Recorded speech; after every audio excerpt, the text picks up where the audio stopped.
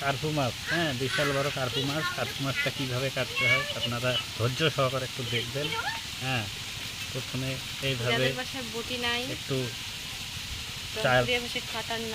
ঘোরাঘুরি করে একটু এভাবে করে দিতে হবে। হ্যাঁ, প্র্যাকটিক্যালি দেখে যান। তারপরে এইভাবে পাখাটা করে এইভাবে ধরে এইভাবে কাটতে হবে। হ্যাঁ, এইভাবে কাটতে হবে। হ্যাঁ, বটি লাগে না বর্তমান, বটির চাইও খুব সহজ এটা। বটির চাইও সহজ, স্বল্প সময়ে। আর বটির দিন শেষ, এখন অনলি কোদালের দিন। শুধু কোদাল দিয়ে এইভাবে মারি দেবেন। ঘেঁষা ঘাস মারি দেবেন। দেখেন